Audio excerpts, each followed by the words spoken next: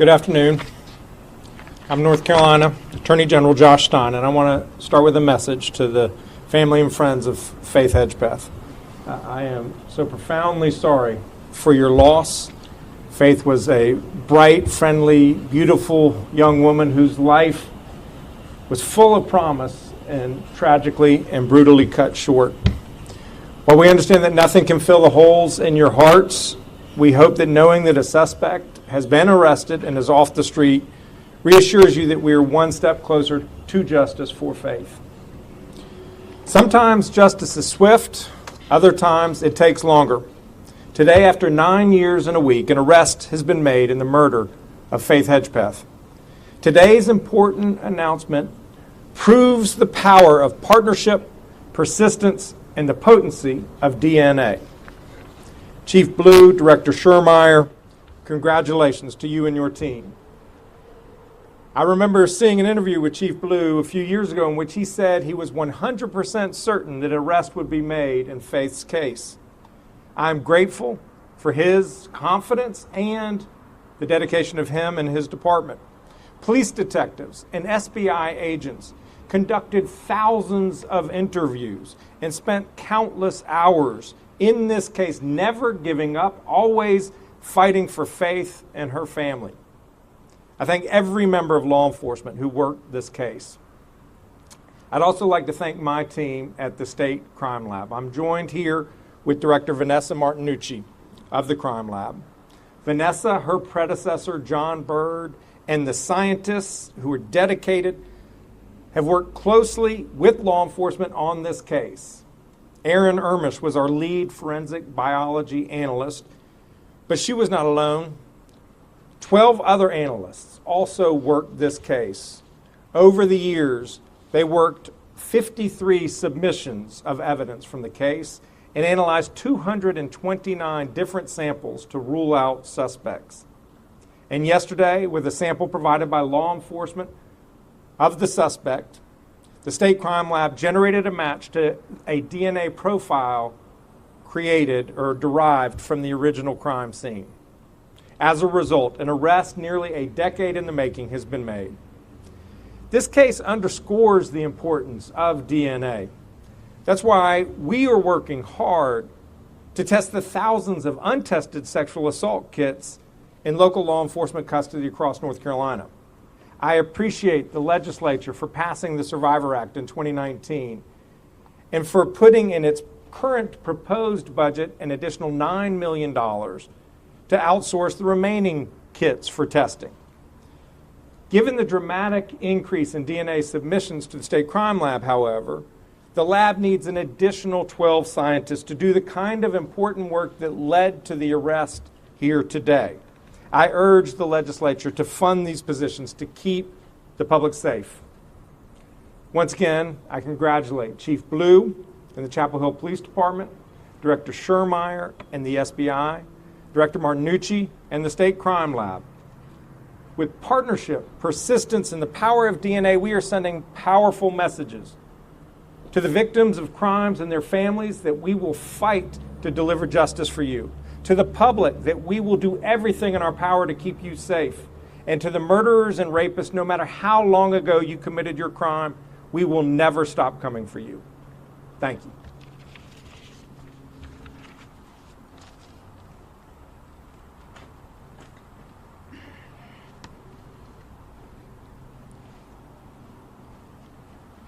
Good afternoon. I'm Satana DeBerry. I'm the Durham County District Attorney. Because my office will be prosecuting this case, before I begin my remarks, I have to say that ethical rules require me to tell you that I cannot tell you anything about the case, and that all defendants are presumed innocent until adjudicated guilty. Today, we're thinking about Faith's family, her Warren County community, her Hallowasaponi community, and her UNC community. I can only imagine how difficult it must have been to lose Faith in such a sudden and tragic way, and then to spend the next 9 years, almost to the day, not knowing what happened. As the mother of young adult women myself, it breaks my heart. Today, I join the Chapel Hill PD and all the agencies present here to say that we are committed to getting you the answers and accountability that you deserve. I think one reason Faith's passing hit this community so hard is that she was such a bright and promising young woman. Her potential and her dreams of becoming a pediatrician and serving her community were cut short, and the only way we got to know her was through this tragic incident. Her case also brings home the devastating reality of violence against Indigenous women. In some communities, they face murder rates 10 times higher than the national average. Too often, these cases and these women do not get the attention they deserve. As my friend Chief Blue has said before, Faith's case never went cold. The Chapel Hill Police Department has worked every angle and used every tool at their disposal to get us where we are today. While prosecutors are not usually involved in cases before they get charged, the Durham DA's office has been in contact with Chapel Hill Police as they have continued to collect evidence, and we've worked collaboratively with law enforcement to support their efforts to identify the person responsible. I want to thank the Chapel Hill Police Department, Faith's family, and everyone who refused to give up on this case. We have a long court process ahead. The Durham's DA's office will continue to work hard to find the truth and to keep Faith's memory alive.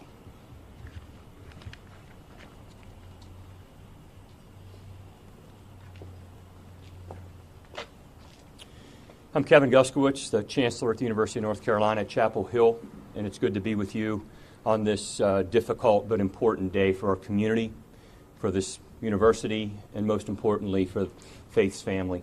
And from the beginning, we've been by your side, and I'm glad that we can be here today supporting you.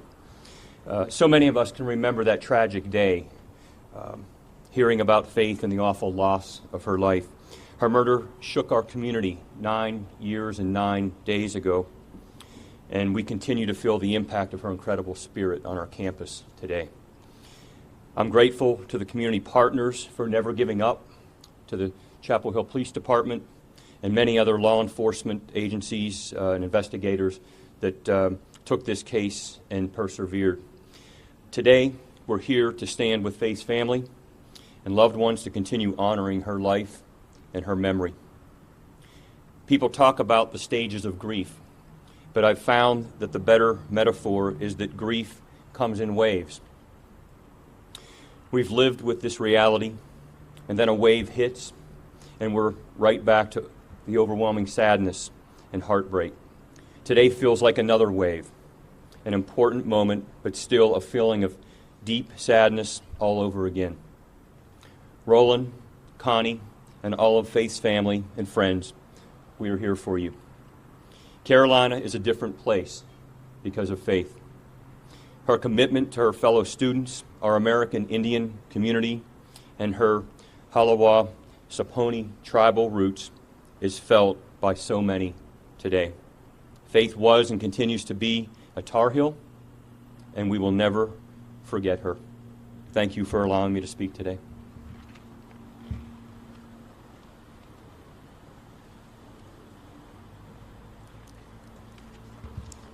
I'm Mayor Pam Heminger. As a mother of 4 children myself, I couldn't even imagine the feelings that you had this morning when you got the phone call. I know the feeling I had was of a sigh of relief, but also the pain again of what had tragically happened to Faith in our community. Our hearts go out to Faith's parents, Connie and Roland, her siblings, her family, as they're going to go through even another journey as we go through this case.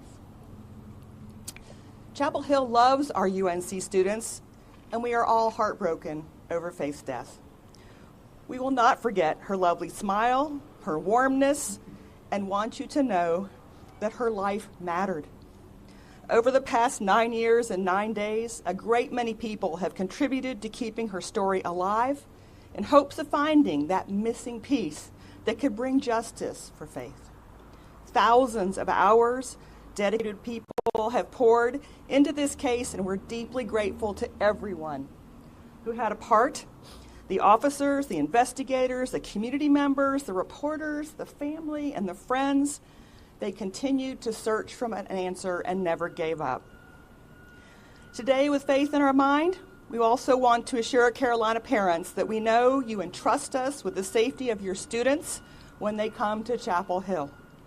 We take that responsibility very seriously and are thankful to our Chapel Hill Police Department who believe in getting out into the community and building strong connections and doing everything they can do to be the guardians of the Hill. And on another note, Faith knew you loved her. She loves you, and she wishes you peace through this journey as you find the answers, and she will see you someday.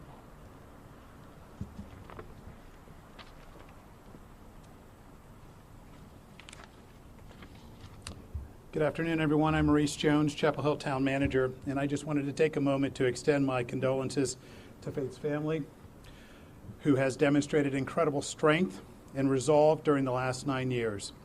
We hope today's actions by the Chapel Hill Police Department will provide some level of healing as you continue to grieve your loss. I am grateful for the hard work of the men and women of the CHPD, our guardians of the Hill. Their inspiring dedication to finding the perpetrator of this terrible crime kept them going through some very challenging times. They followed every lead, and they never gave up on this investigation.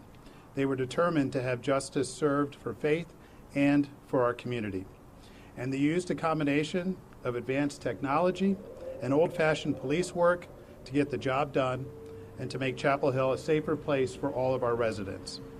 Thanks to Chief Blue, Assistant Chief Lehue, our talented group of investigators, and our law enforcement partners on the local and state level for bringing some closure to this dark chapter in our town's history. Thank you.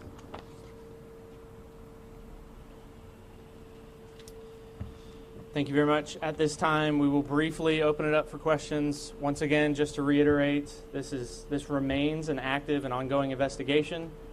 Questions about the case itself will be limited, but if you please go ahead and state your name and your affiliation, and we'll open it up for questions.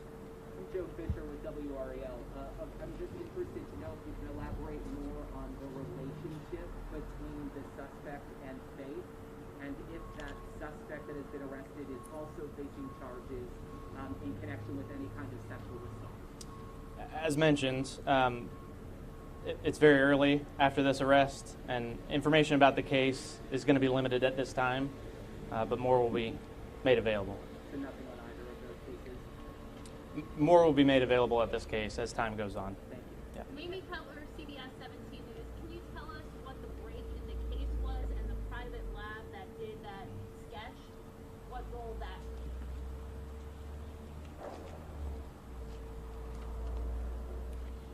We have always used whatever DNA technology and resources are available to us.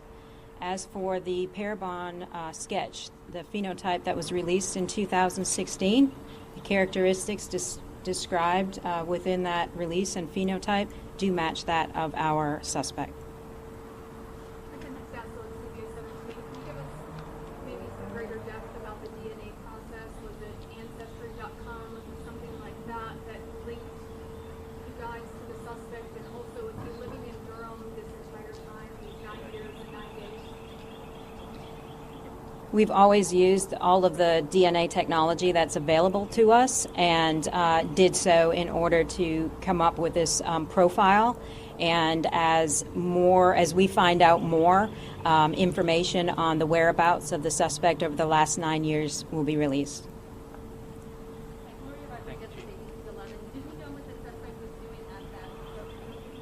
I think there's a lot of information about the case that is still yet to be said, and that will come out in time. Is there anything you can tell us about what changed, why yesterday that hit was made, as opposed to the last 9 years? Something different that allowed that to happen? Yeah, so as mentioned, this arrest just happened this morning. More information is going to, this is an active and ongoing investigation. Chapel Hill Police has protected that information throughout, and so that's going to be necessary as we continue on for right now as well. First, looking at WRAL, question for one. First, can you spell the suspect's name so we have that clarified? Press release will be coming out very momentarily. We'll have that for you. Okay, and can someone speak on to what was the most difficult part of trying to get to this stage right here today?